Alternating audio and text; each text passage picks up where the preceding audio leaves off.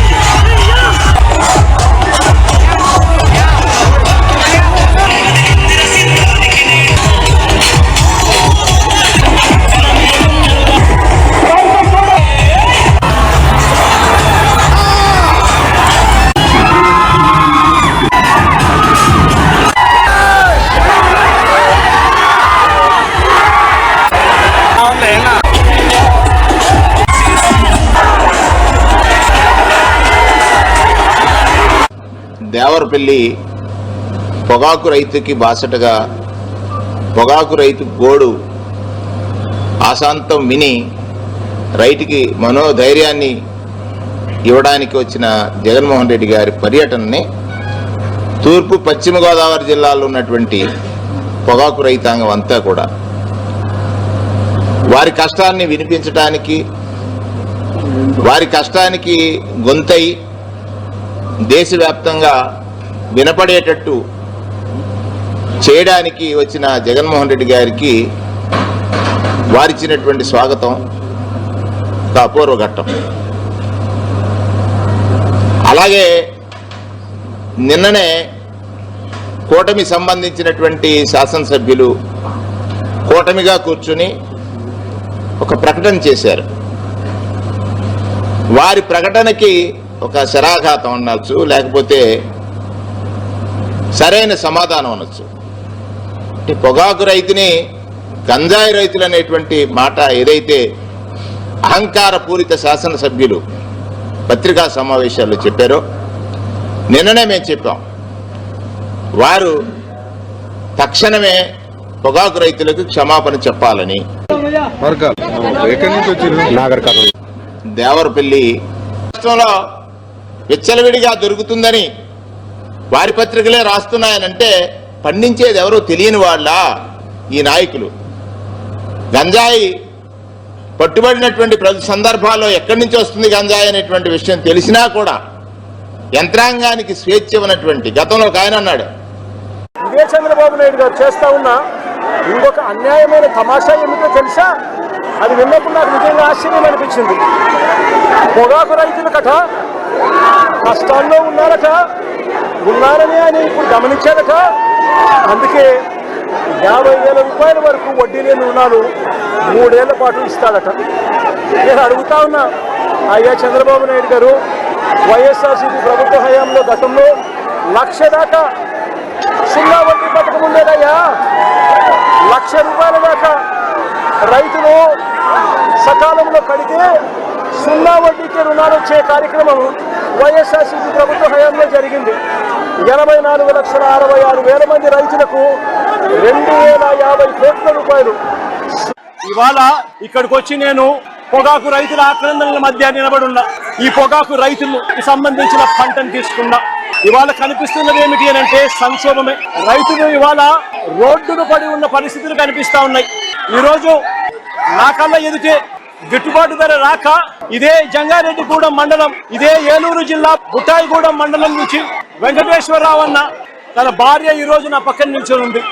ఆ అన్నకు 2 భార్యలు ఉన్నాయి, 10 ఎకరాల సాగు. గిట్టుబాటు ధర రాక పంట అమ్ముకునే పరిస్థితి లేక ఆత్మహత్య చేసుకున్న పరిస్థితి. పొగాకు రైతులకు సంబంధించి 2023-24 మధ్య మన చివరి ఏడాదిలో ధరను గమనిస్తే రాష్ట్ర వ్యాప్తంగా అంటే ఉత్తరాది ప్రాంతం, దక్షిణాది ప్రాంతం 2 ప్రాంతాలు కలిపితే రాష్ట్ర యావరేజ్, రాష్ట్ర సగటు ధర 289 రూపాయలు 2023-24 మధ్య కొనుగోలు జరిగాయి. హైయెస్ట్ రేటు తిరుపతి జిల్లా చిన్న గొట్టిగల్లు ప్రభుత్వ ఆసుపత్రిలో ఒక డాక్టర్ ప్రవర్తించిన తీరు తీవ్ర వివాదాస్పదంగా మారింది. ఆసుపత్రికి వచ్చిన రోగులను పట్టించుకోకుండా నిర్లక్ష్యంగా వ్యవహరించడంతో సకాలంలో వైద్యం అందించాలని రోగుల బంధువులు ఆ డాక్టర్ను వేడుకున్నారు. అయితే బాధ్యతగా సమాధానం చెప్పాల్సిన ఆ వైద్యుడు, నేను వైద్యం చేయను, మీరు ఎవరికి చెప్పుకుంటారో చెప్పుకోండి అంటూ నిర్లక్ష్యంగా సమాధానమిచ్చాడు. పోండి అన్నారు కదా, చెప్పండి ఇప్పుడు ఏంటి అంటే ఎమర్జెన్సీ చెప్పొస్తుందా? పడిపోయిందాం కళ్ళు తిరిగి మెట్ల మీద నుంచి పడిపోయింది కళ్ళు తిరిగి చూపించారంటే సూర్యుడు వేస్తే వచ్చినప్పటి నుంచే పేషెంట్ లో కాలు మీద కాలు వేసుకొని పేషెంట్ తో మాట్లాడేది.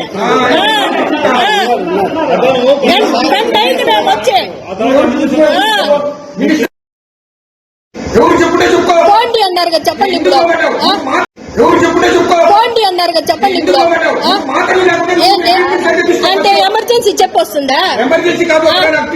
పడిపోయిందాం కళ్ళు తిరిగి మెట్ల మీద నుంచి పడిపోయింది కళ్ళు తిరిగి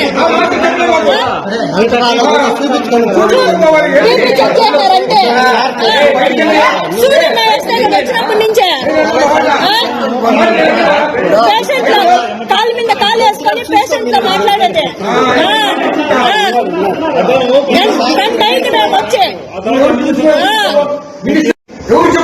పోండి అన్నారు కదా, చెప్పండి.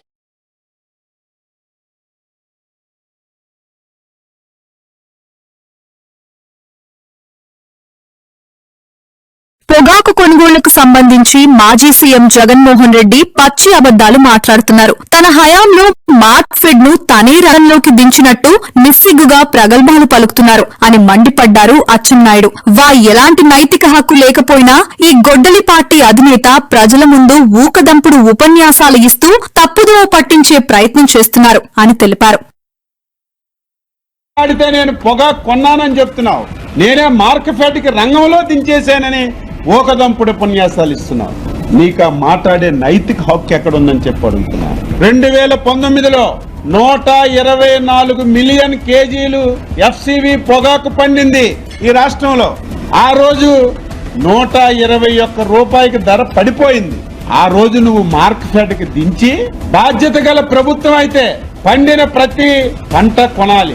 21 మిలియన్ కేజీలు పండితే కేవలం 11 మిలియన్ కేజీలు నువ్వు కొన్నావు. ఈ రోజు ఎక్కడ చూడండి మళ్ళీ ఈ రోజు మాట్లాడతాడు సిగ్గు లేకుండా, నేనేదో మార్కెట్ కి రంగంలో దించేశాను, నేనే మార్కెట్ ద్వారా పొగాకు కొన్నానని చెప్తాడు.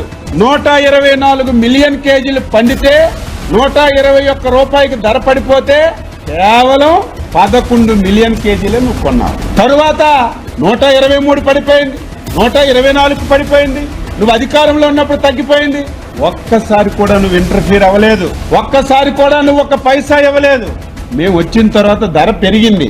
పొగాకు ఇంతకు ముందు మీకు తెలుసు, గత సంవత్సరం చాలా మంది పాత్రికేయులకు తెలుసో తెలియదు, బ్లాక్ బెర్రీ పండించారు ప్రకాశం జిల్లాలో. పొగాకు ఎప్పుడు ప్రభుత్వాలు కొనవు, బ్లాక్ బెర్రీ పండించారు, ఎవరు కొనలేదు. 20 మిలియన్ కేజీలు 300 కోట్ల రూపాయలు పెట్టి కొన్నటువంటి ప్రభుత్వం ఎన్డీఏ ప్రభుత్వం. ఈ రోజు ఎఫ్సివి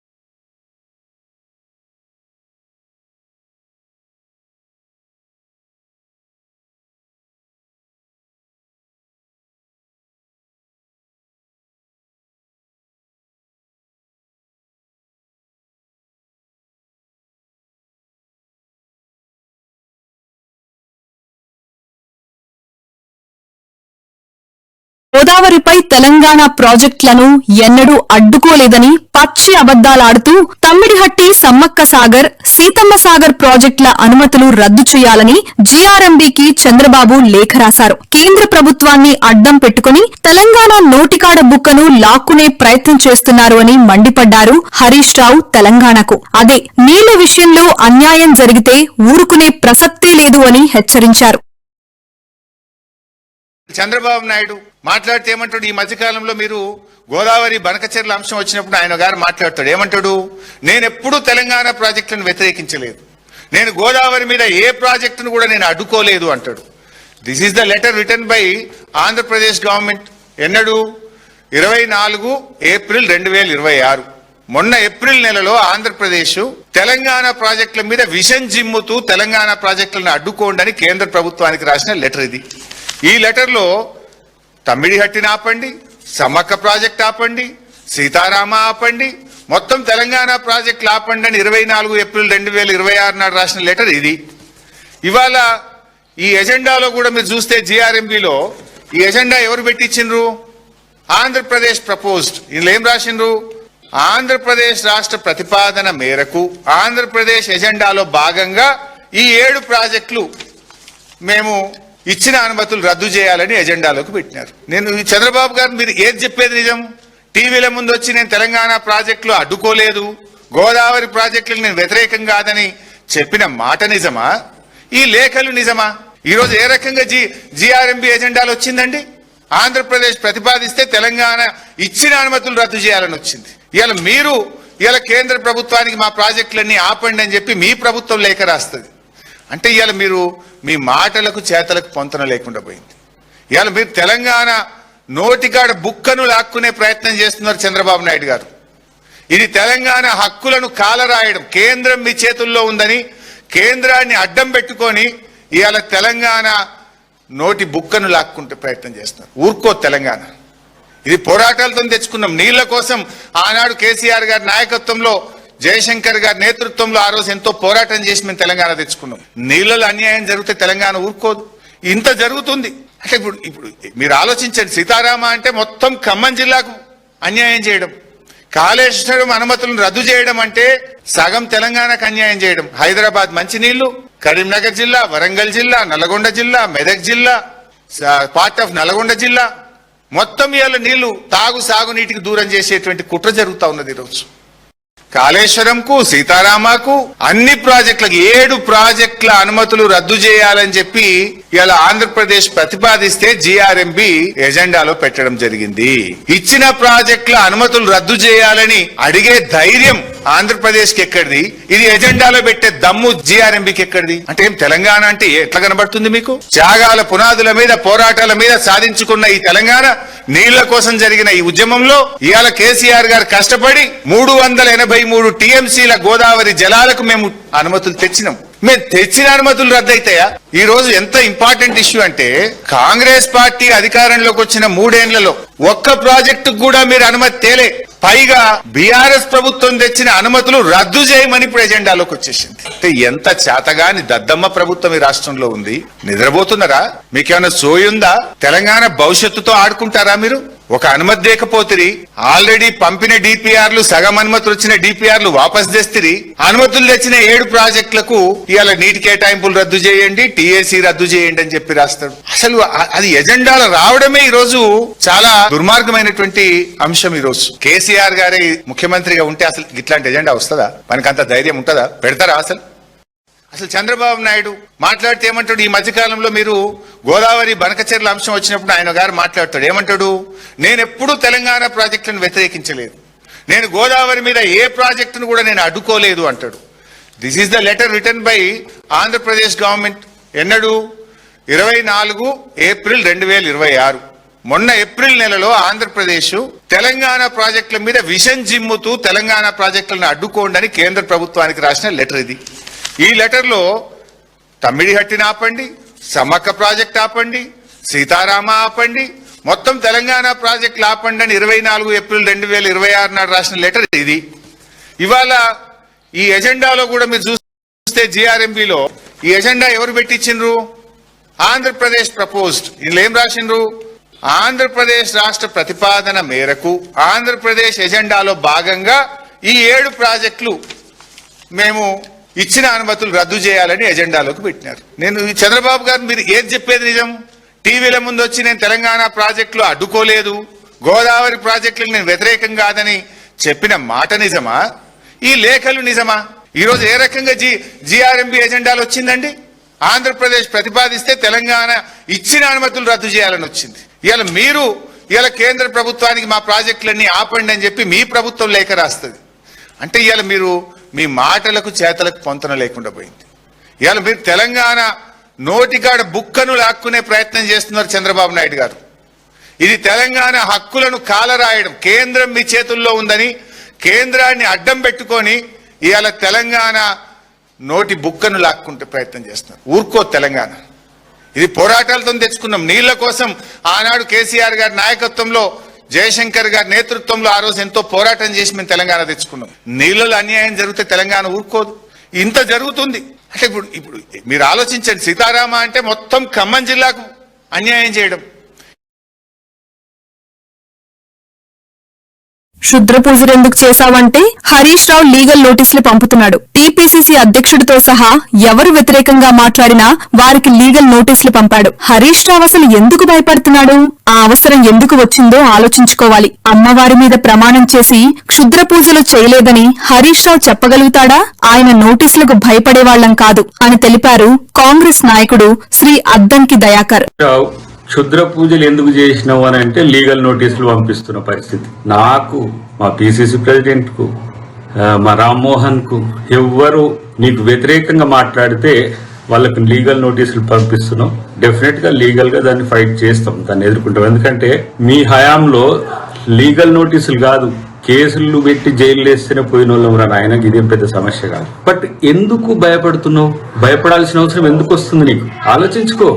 నువ్వు గత సంవత్సరంలోనే శివమొగ్గ పోయేటప్పుడు సెక్యూరిటీ ఆఫీస్లో పోలీస్ ఆఫీసర్ అని చెప్పి తలదాచుకున్నావో లేకపోతే అక్కడ ఉన్నావో ఆ సమాచారం ఉంది నాకు. బట్ నీవు పూజలకు పోతావు అది ఇది అనేది సరే, ఎవరైనా దాన్ని ఆహ్వానించాల్సిందే. పూజలు ఎవరు చేసుకునే చాలా మందికి తెలియంది ఏంటంటే ఎక్కడైతే పవిత్ర క్షేత్రాలు ఉంటాయో అక్కడే ఈ క్షుద్ర శక్తులు కూడా ఉంటాయి. తాంత్రిక పూజలు, మాంత్రిక పూజలు చేసేటోళ్ళు.